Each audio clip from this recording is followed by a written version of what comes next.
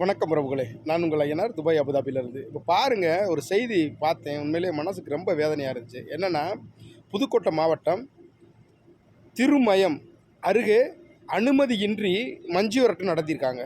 அந்த மஞ்சு விரட்டு நடத்தின இடத்துல பார்த்தீங்கன்னா, ஒரு முதியவர் ஒரு கடை போட்டு மரங்கள்லாம் வச்சு கட்டி அதில் தண்ணி கேனு, தர்பூசணி பழம் இந்த மாதிரியெல்லாம் வச்சு வியாபாரம் பார்த்துருக்காரு. அங்கே போன காவல்துறை அதிகாரிகள் அந்த தண்ணி பழத்தை எத்தி விடுறது, இந்த சாமான்லாம் பூரா தள்ளி விடுறது, தண்ணி கிணறுகள்லாம் தள்ளி விட்டு உதைக்கிறாங்க. அது எவ்வளோ ஒரு மனசு வேதனை அடையும் அந்த முதியவருக்கு. சொல்லுங்கள் பார்ப்போம். என்னங்க வயிற்று பொழப்புக்காக ஒரு தர்பூசணியும் தண்ணி கேணு இதில் வியாபாரம் பார்க்குறாங்க.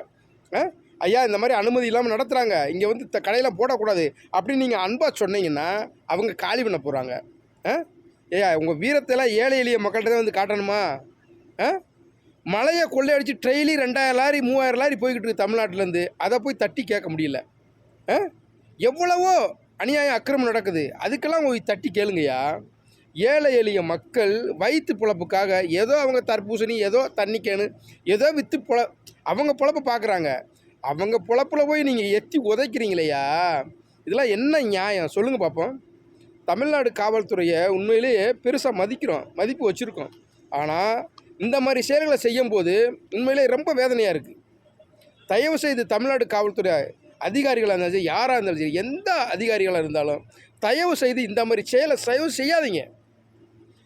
அநியாயம் அக்கிரமம் பண்ணுறாங்க, அவங்கள போய் அடித்து உதைங்க, என்ன வேணாலும் பண்ணுங்கள்.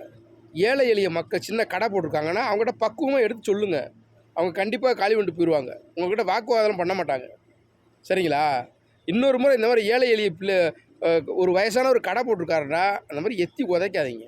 காவல்துறை அதிகாரிகளே, இந்த மாதிரி செய்யாதீங்க. உண்மையிலே மனசுக்கு ரொம்ப வேதனையாக இருக்குது. இந்த மாதிரி செயலை தயவு செய்து செய்யாதீங்க. சரிங்களா?